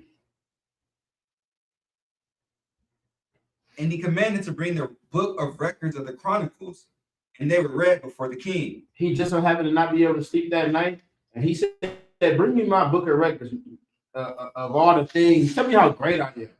Tell me about the good things I've done during my reign. This was like the equivalent of television for him back then, for kings back then. You see what I'm saying? The same way Pharaoh couldn't sleep. The same way Pharaoh didn't know why he was changing his mind back and forth, saying, free the Jews. No, don't free the Jews. Free the Jews. No, don't free the Jews. It was the Lord doing that and changing his mind and changing his heart. The same way with the Lord that didn't let him sleep that night. Xerxes, go ahead. And it was found written that Mordecai had told of Bigthana and Teresh, two of the king's chamberlains, the keepers of the door, who sought to lay hands on the king Ahasuerus. So they telling him, and you conquered the media, sir. And in this year, you absolutely ransacked it and took all the spoils of Egypt. And you destroyed Babylon, my Lord. And Mordecai saved your life 6 months ago. He's like, wait, what? Who? What's your Mordecai? What? Oh, yeah, it says here, Mordecai saves your life. Keep reading. And the king, verse 3, and the king said, what honor and dignity hath been done to Mordecai for this? He said, oh, remember that. I remember the traitors that was going to trade, that was going to take King Xerxes' life, but Mordecai stepped in and told Esther. He got credit for that, and it was written in the book. It was written in the Chronicles of the King, right? Mm-hmm. Now he's remembering it right now. Coincidentally, ain't that right? Just so happened. You see what I'm saying? Go ahead. Then said the king's servants that ministered unto him, there is nothing done for him. Verse 4. And the king said, who is in the court? Now Haman was come into the outward court of the king's house to speak unto the king to hang Mordecai on the gallows that he had prepared for him. Read that again. Verse 4. And the king said, who is in the court? Now Haman was come into the outward court of the king's house. So while he's listening to this, right? And they said, what did we do for Mordecai? Did we do something? Like, what happened? What did we do for him? And they like, we didn't do nothing for him, sir. He like, what? And Haman just so happened to be walking his stupid ass in. Because he's getting ready to say, let's kill Mordecai. You see what I'm saying? Let's take Mordecai's life. Right? Go ahead. To speak unto the king, to hang Mordecai on the gallows that he had prepared for him. Verse 5. And the king's servant said unto him, behold, Haman standeth in the court. And the king said, let him come in. Go ahead. Verse 6. So Haman came in, and the king said unto him, what shall be done unto the man whom the king delighted to honor? So as far as like, hey, before you, I know you're here for something, but let me ask you. I could trust you. You see what I'm saying? Hey, y'all, who's hungry? Raise your hand. Raise your hand if you're hungry. Who want to eat? Let's start getting some plates passed out. You see what I'm saying? Whoever want to eat food. Y'all, it's all right, sis. Don't worry about it. It's all good. Hey, Tyler, you able to make them or you need help? My rib. Yeah? All right, no sweat. Go ahead. Let's start getting plates handed out. Go ahead. Now Haman thought in his heart, to whom would the king delight to do honor more than to himself, than to myself? Read that again. From the top. Verse 6. So Haman came in, and the king said unto him, what shall be done unto the man whom the king delighted to honor? Now Haman thought in his heart, to whom would the king delight to honor more than to myself? So the king is like, damn, we ain't never done for Mordecai. I feel terrible about myself right now. I ain't never do nothing to help him. Damn. Hey, Haman, come here, Haman. Let Haman through. Hey, what would you do to somebody that you just like owe everything to? You see what I'm saying? You feel me, McCord? Like, what would you do? What would you do to somebody you just owe your whole life to, technically? Like, what would you do? And Haman's sitting there like, oh, he must be talking about me. I mean, you asking me, you know what I'm saying? Somebody you owe everything to? Everything. I mean, all the words out. He must be talking about me. Go ahead, keep reading. Yeah, I just understood. Yeah, I'm telling you, that's literally, this is literally what's happening right here. You know how in the movies where they be like, I have to give a special shout out to someone in the crowd. Yeah, right. And the person starts standing up. Yeah. Remember that sort of partner? Yeah. This is literally that same thing right now. Go ahead. Keep reading. Verse 7. And Haman answered the king, for the man whom the king delighted to honor. He said, you mean tell me, you talking about the person who you respect above everyone else. You who's number one. Who you respect that? Oh. Well, I don't know. I'm not telling you what to do. But if it was me, I would. Keep reading. Verse 8. Let the royal apparel be brought, which the king uses to wear. Man, I think you should give him your flying garment. Like the garment that got all the jewels and all the jewelry that came from 60,000 feet deep in the earth, right? And the rubies you pulled up that you decked on your garment. You see what I'm saying? I would take that garment and I would give it to him. But I wouldn't stop there. That's just me. I don't know what you would do, but I wouldn't stop there. Keep reading. And the horse that the king rideth upon. Your favorite horse that you raised since you was a child, that's like the strongest and best horse that everyone in the whole land recognizes as the king's horse, I would give that horse to him too. But I mean, I don't know who you could possibly be talking about here. You know, it's like you gotta tell me who you're talking about, because I don't know who you're talking about. But if you're asking me, keep reading. And the crown royal, which is set upon his head. And that crown is on your head. This ain't no crown from Amazon. This is like, this man reigned over so many lands. You can imagine how insane and all the jewels that was put on this crown that he wore. He said, I would take that crown that you wear and take it off your head, and I would put it on his head. You know what I'm saying? That's just me. You know what I'm saying? Like, I take care of people that take care of me. I respect the people that looked out for me. So if I was in that situation, I'm gonna give him all of my best of everything that I have. Niggas start capping, trying to get. That's exactly what's going on right now. Go ahead. Verse 9. And let this apparel and horse be delivered to the hand of one of the king's most noble princes. And you know what? Whoever your most noble soldier is, I would make them deliver it personally to him in a spot that everyone could see it. But I mean, that's just me though. Don't take my word for it. Don't select it, sir. That's what I'm saying. Keep reading. That they may array the man with all whom the king delighted to honor. And make them put the crown right on his head and explain to the people why he getting this honor, because the king said that this nigga is just that nigga. You see, I'm paraphrasing, but I get the point, right? Keep reading. And bring him on horseback through the street of the city. And they should carry this man all over the city to be praised. Keep reading. And proclaim before him, thus shall it be done to the man whom the king delighteth to honor. That's what I would do to somebody that I want to honor above everybody else. But I don't know. Who are we talking about here, sir? If I could, like, maybe if you told me who you were talking about, I can help you out further, sir. Go ahead. Like he's sitting here like hella fake. You know what I'm saying? Keep reading. Verse 10. Then the king said to Haman, make haste. Then the king sitting there the whole time, right? Like, remember, King Ahasuerus or Xerxes, he had that beard. That's what he was famous for in 1,000-year-old depictions. He's sitting there like, damn, give him my crown, huh? Damn, my best garment. Put him on her. He got there. He said, hey, you know what? You right. See, that's why I put you, Tux. That's why I always count on you. You right. I'm sitting there like, huh? Yeah. And he said, hey, tell my people to make haste. Go ahead. And take the apparel and the horse. Go get my favorite garment. Go get my favorite horse. The one that everybody know about. Hurry. Hey, y'all not moving fast enough. Go ahead. As thou hast said. Y'all heard Haman. Let's go. And do even so to Mordecai. And take everything that Haman just prescribed and give it to Mordecai. And Haman's face just went like, look at me. Haman's face is like, ain't no way. His confidence just fell in a way you could not imagine. But it didn't stop there. Give it to Mordecai. Go ahead. Mind you, Haman was here at such a late night where the king couldn't sleep. It's probably like 2 a.m. for all we know. It's probably 2 a.m. He's here only to ask Mordecai to die. You see what I'm saying? The Lord put the spirit on King Xerxes, King Ahasuerus. You see what I'm saying? To remember Mordecai in that day, to take care of him. He said, take everything Haman just described and give it to Mordecai. But not only that, keep reading.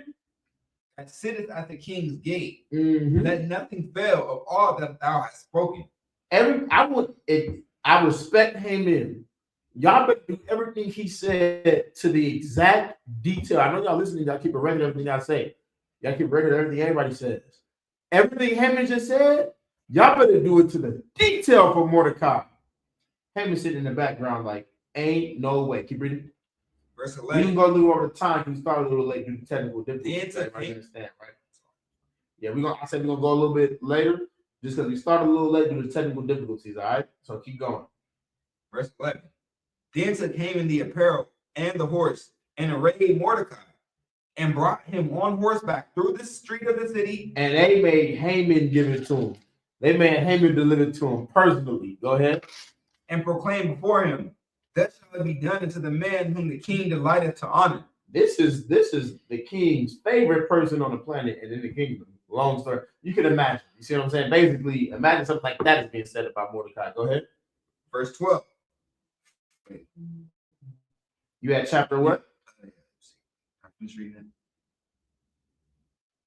You're on 12. Yeah, verse 12. Chapter. And chapter 6, verse 12. Okay, go. And Mordecai came again to the king's gate, but Haman hastened to his house mourning and having his head covered. Now, this is what we're gonna do. We're gonna stop there every time, say, right? We're gonna drop down to 7 in the next, right? Give me Proverbs 20 and 24. Someone quickly. Because I want everybody to understand this. One more time, Proverbs what? Proverbs chapter 20, verse 24. I want everyone to understand that none of this is by chance.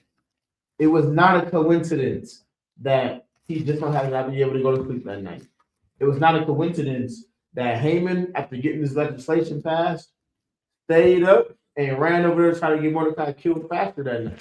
The same way, it was not a coincidence that the Lord made Pharaoh change his mind 3 times. The same way, it's not a coincidence that America decided to oppress blacks and Hispanics for so long and funded multi-billion-dollar hate group to deport and oppress the Latinos in this land. But then all of a sudden, for some reason, now Trump and the president of Iran, Ayatollah, however you say his name, now they debating over nuclear details. Now they're debating over nuclear rights and who should have a nuclear weapon and can they build a nuclear weapon and all these things. You see what I'm saying? You think it's a coincidence that all this is happening? Read. Open the door, Papa Shop. The book of Proverbs, chapter 20, verse 24. Mm-hmm. Man's goings are of the Lord. Man's going to who? Are of the Lord. The things that every man does and experiences is not by coincidence. You are not following your destiny. You are not doing the things that you want us to do. You're doing what the Lord wants you to do, or you're going directly against him. It's one or the other. There's nothing that you do for yourself. There's nothing that you accomplish yourself. You're either doing what God commands you to do by destiny, or you're his enemy. You see what I'm saying? So understand that the Lord was absolutely present and in control of all things in the book of Esther. Even though you're not seeing, and the Lord said, he didn't need to say that. He said he would never put away his people. And he proved it when they tried to wipe us out. Keep reading. This is the book of Esther, chapter No, 7. Proverbs. Was that the end of that verse? No. Go ahead. How can a man then understand his own way? How could the man understand why he's here? How are you supposed to understand what your destiny is? How are you supposed to understand your purpose in life? 87% of people on the planet, not in America, because in America it's about 92%, 80% of the people on the planet right now suffer from depression or high anxiety. You want to know why? Because we've been taught to think that we need to find our purpose in life, instead of being taught that we should serve God so he can show us our purpose in life. You see what I'm saying? Here in the eyes, if we can, to command your honor, we can show you your purpose. We can tell you exactly why you're here. I can tell you exactly why you're suffering, and I can tell you exactly how you can make your suffering end as well. You see what I'm saying? I pray you understand. Keep reading the book of Esther, Robert Bishop. Give me 7 and 1. It's the book of Esther. We're going to get through these scriptures fast. Chapter 7, verse 1. So the king and Haman came to the banquet with Esther the queen. Mm-hmm. Verse 2. And the king said again unto Esther on the second day at the banquet of wine, What is thy petition, Queen Esther? So he like, what's all this about? Why did you just want me and Haman here? I'm not really understanding. Keep reading. And it shall be granted thee. And what is thy request? And it shall be performed even to the half of the kingdom. Verse 3. Then Esther the queen answered and said, If I have found favor in thy sight, O king, and if it please the king, let my life be given me at my petition and my people at my request. Now look, mind you, right? If you was here last night, if you was paying attention last night, you know that Esther in all this time have never revealed her identity to the king. She never told him that she was an Israelite from the tribe of Benjamin. She never told him any of that. Her people was captives. Why? Because someone tell me why she didn't, please. Why did she not?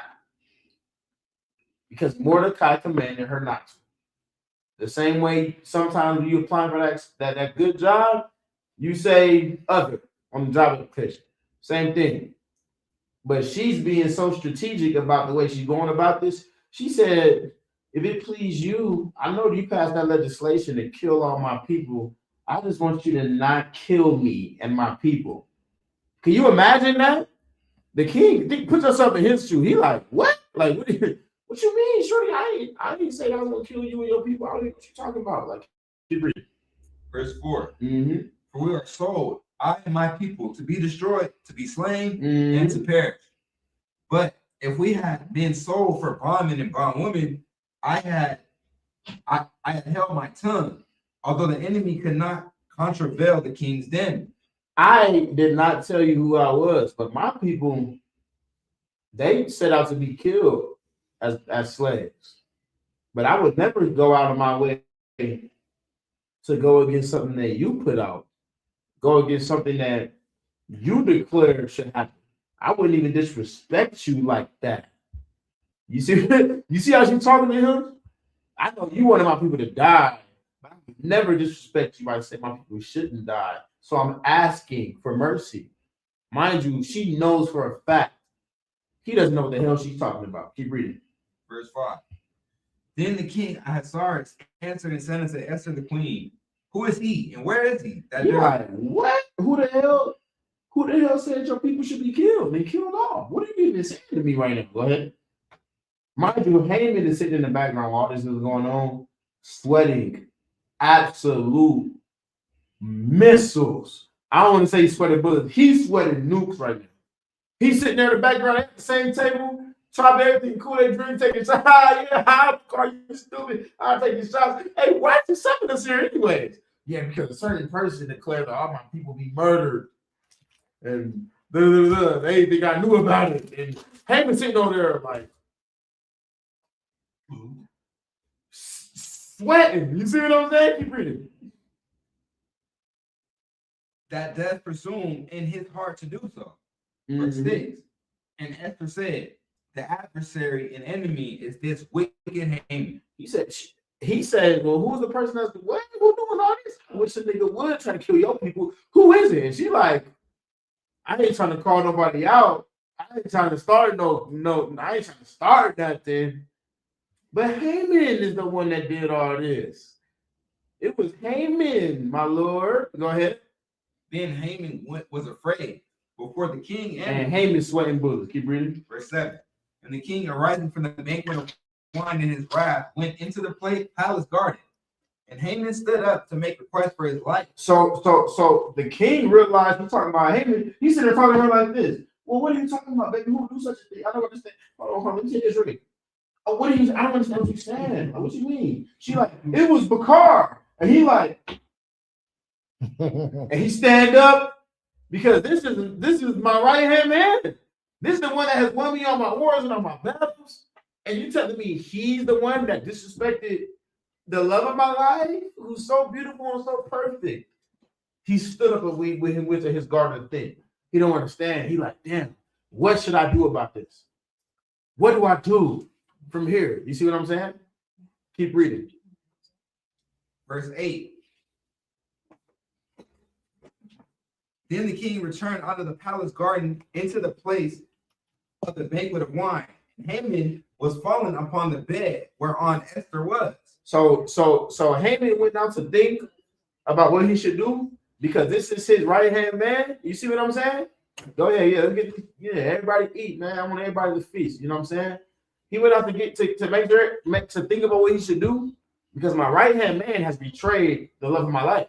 Now, yeah, think about this. And when he came back in, Haman is over the table begging Esther for his life. Hey, what you doing? Don't do this. Look, we tripping. What you want me to do? I didn't even know that was your people. No, he's begging and he's bawling on the floor and crying right as Xerxes is walking in. Go ahead. Then said the king, will he force the queen also? And from his perspective, my wife is sitting down in the chair minding her business, and now you throwing yourself all over her. You see what I'm saying? You chucking yourself at her now. You know what I'm saying? Now it's good. That one, you could wrap it up for me, or you could have that one. You see what I'm saying? Or if you didn't make yours yet. Okay. But I'm gonna eat once I wrap up. I appreciate you. Take pictures. Oh yeah, and get some flicks too. Let's flick up. You know what I'm saying? If y'all can take some photos, let's get photos and everything too. You know what I'm saying? And we gonna take some pictures together as well afterwards. I appreciate you as well, sis. Keep reading. Everybody get the point though, right? From the king's perspective, it looks like he's throwing himself at the king's wife, right? Go ahead. Then said the king, will he force the queen also before me in the house? You're trying to rape my wife in my own house in front of all of my guards. Go ahead. As the word went out of the king's mouth. And as he's saying that, this is how slick and how fast and how swift his guards was. As he's directing his wrath towards him, the guards was already, go ahead, They covered Haman's face. they was already gaffing. Keep reading. Verse 9. And Harbona, one of the chamberlains, said before the king, behold also the gallows 50 cubits high, which Haman had made for Mordecai, who spoken good for the king. Go ahead. Then in the house of Haman. Then the king said, hang him thereon. Verse 10. So they hanged Haman on the gallows that he had prepared for Mordecai. So the same exact gallows that he built for Mordecai, guess what? Haman himself was hung on the same gallows. And it was an absolute victory for the Israelites of that land, for the Jews of that land, for the black people that was mourning and terrified in that day. It was an absolute victory for them, man. You see what I'm saying? Because when they thought that it was no hope for them, when they thought that there was no chance of us being saved, because of the power of King Xerxes and his authority, God intervened. And God made sure that Mordecai was safe. God made sure that Mordecai would not be had that day. You see what I'm saying? And Haman fell. And Haman was hung on the very gallows that he thought he was going to hang our forefather on, man. You see what I'm saying? You can imagine the love and the reveling and the partying and the you see what I'm saying? The function that went on that day. Because now we're free. You see what I'm saying? Keep reading. Then was the king's wrath pacified. Then after Haman was hung, the king just felt so much better after that. You see what I'm saying? Keep reading. This is the book of Esther, chapter 8, beginning at verse 1. Now, do me a favor for time's sake. Drop down to chapter 9 and verse 18 if you could. This is the book of Esther, chapter 9, verse 18. I'm gonna catch y'all up. What ended up happening was the king went to Mordecai. He told Mordecai, you know what I'm saying? You know what? I appreciate you and all you've done for me. I didn't realize this is your niece. I didn't realize this is so many things I didn't realize. He was appointed to the position that Haman was in. He replaced Haman in all of his authority and all his glory times two. You see what I'm saying? And all those garments and everything was given to Mordecai. Why? Because Mordecai trusted the Lord. Mordecai trusted that the Lord is going to help me and my people. Esther was loyal enough to listen to Mordecai and trust Mordecai. You know what I'm saying? Over the heathens that she was under at that time. You see what I'm saying? Keep reading. Verse 18. But the Jews that were at the time assembled together on the 13th day thereof. But guess what? This is what we did on that day. Because our lives were spared by God, not by Xerxes, not by Ahasuerus, the same person, not by Esther, not by Mordecai. Because our lives were spared by the workings of God and the actions of Mordecai and Esther. Keep reading. And on the 14th day, 14th thereof. And on the 15th day of the same, they rested and made it a day of feasting and gladness. They partied all throughout those days. From then on forth, they remembered the time that we were victorious, even though we didn't have an army, even though we didn't have any type of power, even though we didn't have any type of say-so or authority or anything like that. God stood with us, and we never forgot it. The same way, April 1st through the 4th is Passover weekend in Houston, where we acknowledge a time where God stood with us and commanded us to never forget it. When he freed us out of the hands of the Egyptians, when he freed us out of the hands of the Pharaoh, when he freed us out of the hands of our enemies and took the lives of our enemies like he always swore to us he would. We never forget those things. And that's why we're here right now, Nas in Purim. Give the Lord a hand, please. Give the Lord a hand. That's why we're here right now, man. You see what I'm saying? And we're going to acknowledge every single victory that we've ever had in our history. But a time is going to come where the Lord is going to do something so despicable to America, so disgusting to America, so terrible to America, that no one is going to even remember what happened here. No one's even going to remember the things that happened to Pharaoh and what happened to them in the land of Egypt. You see what I'm saying? Because your lives are so valuable to God. He's only going to, the world is only going to remember what happened here in America. You see what I'm saying? And it's going to come at the aftermath of World War III. It's going to come at the aftermath of Donald Trump taking the lives of the Iranian leader. It's going to come at the aftermath of the Iranians responding to the leader being taken by America. You think that means anything to God? No. It's all about your freedom. It's all about your success. It's all about you being important. Give me the book of Hebrews chapter 11 and verse 1. We're going to end it on that. Because it's a big difference between us making it this far in 1969 for the last 400 years and then us existing right now here in America today. With everything that's going on in the news right now. Read that from Public Shop. The book of Hebrews chapter 11 verse 1. Now faith is the substance of things hoped for. This is what we've been working through during all of the years of Christopher Columbus invading the Americas.